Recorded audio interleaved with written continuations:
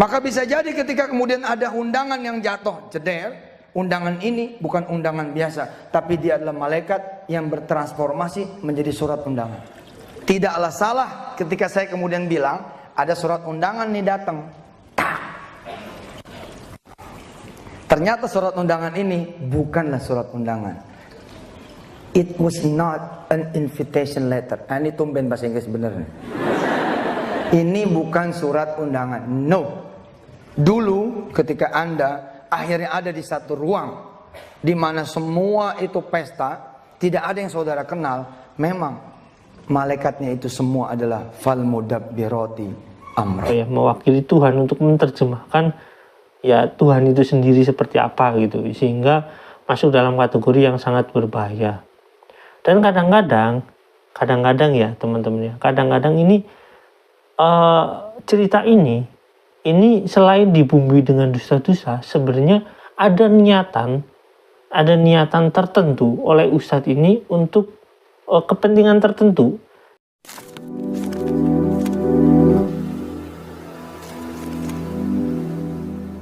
Assalamualaikum warahmatullahi wabarakatuh. Welcome back to my channel Tekbri.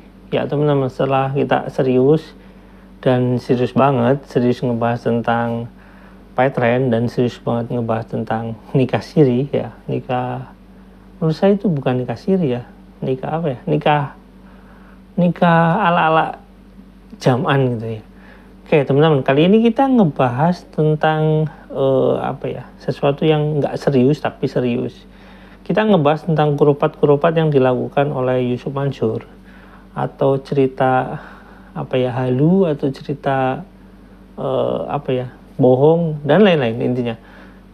Nah teman-teman, sebelum kita ngebahas tentang cerita tersebut, ya kita lihat dulu deh videonya. Yuk, check it out. Begitu Allah utus fal mudabbirati amronya, dalam bentuk apa? Dalam bentuk misalkan basyaran sawiyya, dalam bentuk manusia yang sempurna.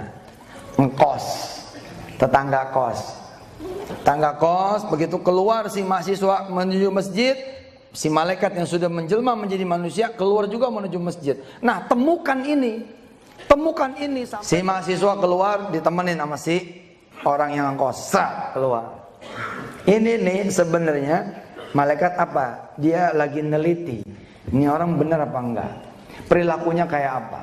Layak tidak ditolong? Pantas enggak diturunin? Gitu. Bisa jadi nanti dipercepat. Maybe the time will be cepetin. Pakai ede ya. Tadi ada orang Singapura asli, dia bingung. Ngobrol sama saya bingung. I don't understand your English. Nggak apa-apa, makanya sekarang lo harus ngerti. Jadi dia nanya tadi, kenapa saya sudah beriado, udah setahun, 2 tahun, kok belum berubah? Saya bilang, okay, now you have to make double. Okay, double it. Terus 3 it, 4 it, 5 it. Bingung dia, apaan tuh katanya? Oh 4 times, no, nggak ada 4 times, pokoknya 4 it. Gue bilang, make it double, 3 bel, 4 bel, 5 bel. Lama-lama ngerti juga tuh orang Inggris. Ngobrol malam-malam main bulu tangkis, ngobrol lagi main bulu tangkis, main catur, nongkrong, makan bareng, bla bla bla bla bla. Tiba-tiba 2 bulan kemudian si orang yang kos ini bilang, Mas, nggak usah ngekos lagi deh. Nggak usah ngekos lagi. Kenapa? Kamu tinggal di rumah saya aja, gitu. Loh, Mas mau kemana? Saya mau balik ke Surabaya. Oh, dia balik ke Surabaya, ada tugas lain dari Allah, fal mudabbirati amro yang satu ini. Ada orang lain nih di Surabaya yang harus dia kemudian escort. Oh keren ini, keren. Dan malaikatnya tuh selalu begitu Pak, muter aja. Bayangkan ya, sekelas Nabi Ibrahim tidak mengenal yang datang itu malaikat.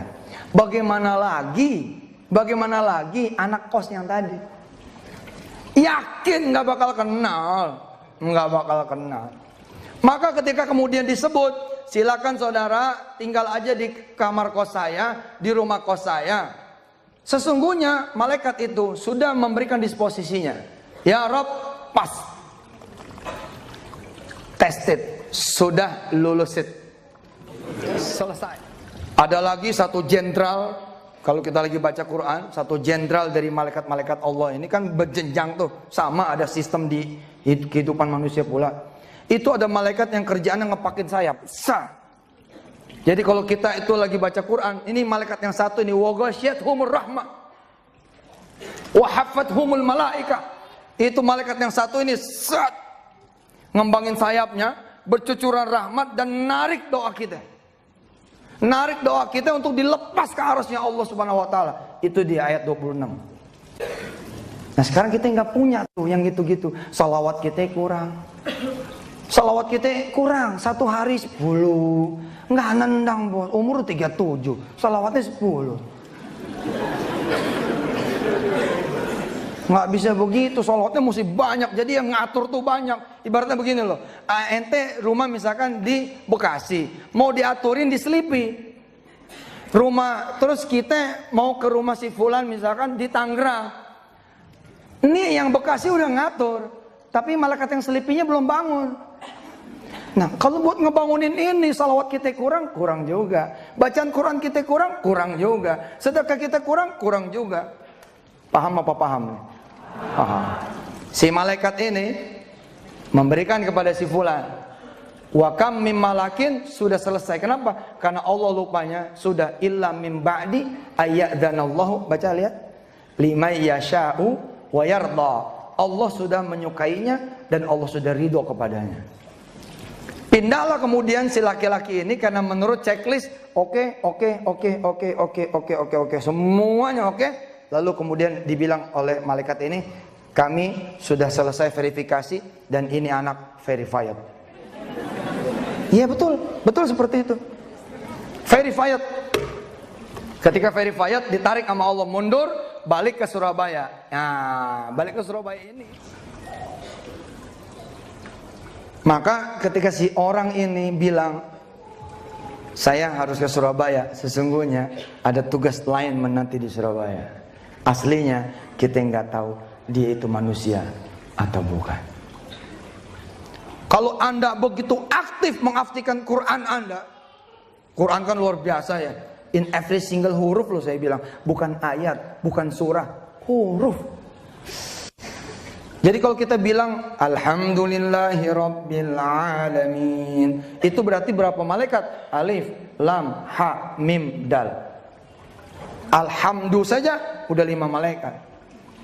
Maka bisa jadi ketika kemudian ada undangan yang jatuh, jeder, undangan ini bukan undangan biasa, tapi dia adalah malaikat yang bertransformasi menjadi surat undangan. Tidaklah salah ketika saya kemudian bilang ada surat undangan nih datang. Ternyata surat undangan ini bukanlah surat undangan. It was not an invitation letter. Ini tumben bahasa Inggris bener nih. Ini bukan surat undangan. No. Dulu ketika Anda akhirnya ada di satu ruang di mana semua itu pesta, tidak ada yang saudara kenal, memang malaikatnya itu semua adalah fal mudabbirati amra. Nanti gini-gini aja ngerti nggak? Paham? Paham. Datang surat, ceder, telepon sana sini, kata teman-temannya, iya gue diundang tapi gue nggak bisa datang. Iya gue diundang, undang reuni, bukan undangan pernikahan nih, undangan reuni. Teman-teman satu angkatannya nggak ada yang datang, bingung dia. Tapi kok nggak ada yang datang ya? Padahal ketika dia telepon ke si Fulan, itu telepon seluruh jalurnya malaikat Allah, Pak.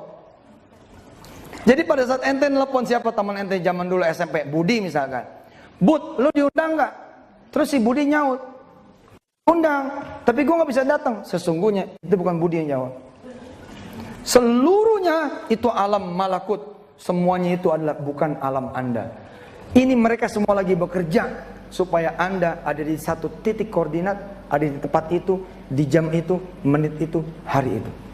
Oke teman-teman, itu videonya. Nah teman-teman, itu cerita khurafat atau cerita bohong atau cerita dongeng atau tahayul atau apalah pokoknya. Yang jelas itu cerita khurafat. Nah, dalam Islam itu sebenarnya kategorinya itu syirik ya, karena ada bagian-bagian yang memang mengatasnamakan agama, cerita tahayul yang mengatasnamakan agama, sehingga membuat satu perbandingan, satu kesamaan atau satu keadaan yang mungkin mirip ketika manusia menafsirkan, oh ternyata malaikat itu seperti itu, misalkan contohnya ya. Jadi ada perbandingan yang ada dalam otak pikiran kita, sehingga karena ucapan ustadz itu atau karena ucapan ucup ini, seseorang ini menerjemahkan malaikat itu menjadi seolah-olah seperti itu gitu.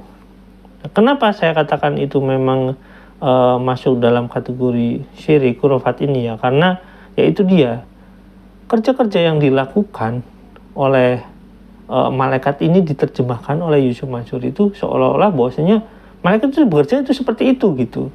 Sedangkan urusan goib ya, itu yang benar-benar tahu itu ya Allah, itu yang benar-benar tahu. Jadi tidak boleh, karena di secara tidak langsung dalam misalkan kamu mendengarkan itu di bawah alam sadar Anda itu akan ada pembenaran bahwasanya malaikat itu seperti itu gitu. Itu tidak boleh. Itu masuknya khurafat dan itu kategorinya syirik. Nah, jadi pertanyaan kenapa ulama seperti ini sering digandrungi atau disenangi atau dianggap benar gitu. Biasanya ya teman-teman, biasanya itu karena salah satunya itu untuk seolah-olah agar kita lebih semangat beribadah, seolah-olah seperti itu. Padahal kalau kita mengawali dengan sesuatu yang salah ya hasilnya salah teman-teman ya. Jadi intinya hal-hal tersebut itu bisa menjadi syirik dengan kategori yang sangat parah. Bahkan kadang-kadang ustadz ini mewakili Tuhan untuk menerjemahkan ya Tuhan itu sendiri seperti apa gitu, sehingga masuk dalam kategori yang sangat berbahaya.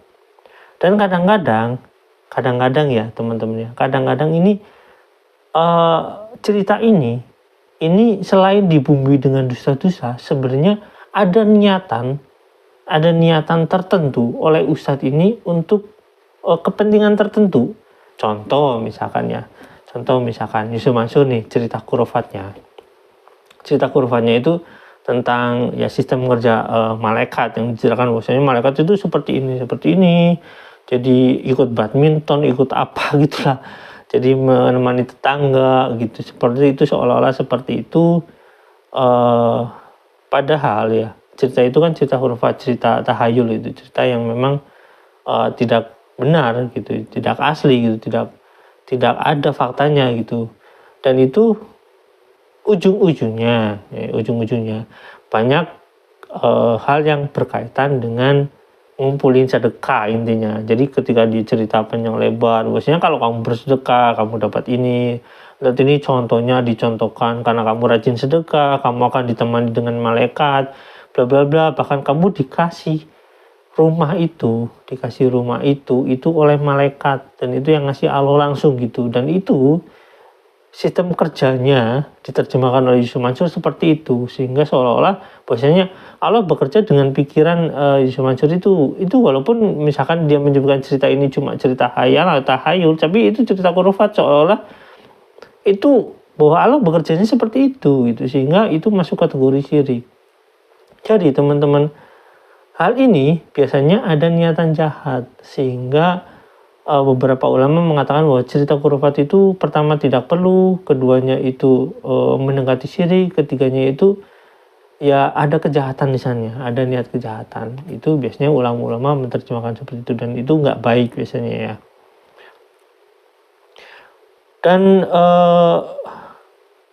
biasanya yang paling parah ini nanti biasanya ini menjadikan dirinya atau misalkan ustadz ini menjadi tokoh figur politik atau misalkan tokoh public figure yang dieluk-elukan oleh masyarakat walaupun dengan jalan yang salah. Nah, setelah terjadi seperti itu, biasanya ya ini yang terjadi misalkan kayak seperti di India atau misalkan di Amerika dan lain-lain. Nah, termasuk si Ucup ini menurut saya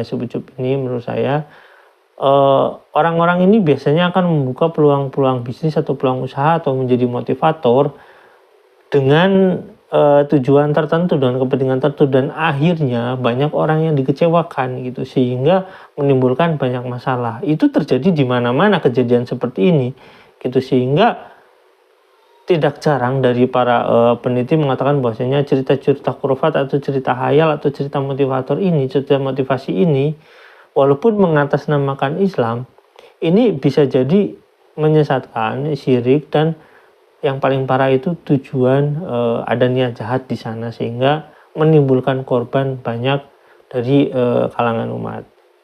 Oleh karena itu cerita-cerita khurafat ini sering ibaratnya dituduh oleh para kiai atau ulama yang lurus itu si ustadz ini misalkan ya, si ustadz ini adalah ustadz sesat gitu. Biasanya seperti itu karena dia cerita-cerita khurafat yang memang nggak berdasar gitu ya teman-teman. Oke, sampai di sini teman-teman. Jangan lupa like, subscribe, dan komen. Jangan lupa juga share. Wassalamualaikum warahmatullahi wabarakatuh. Bye.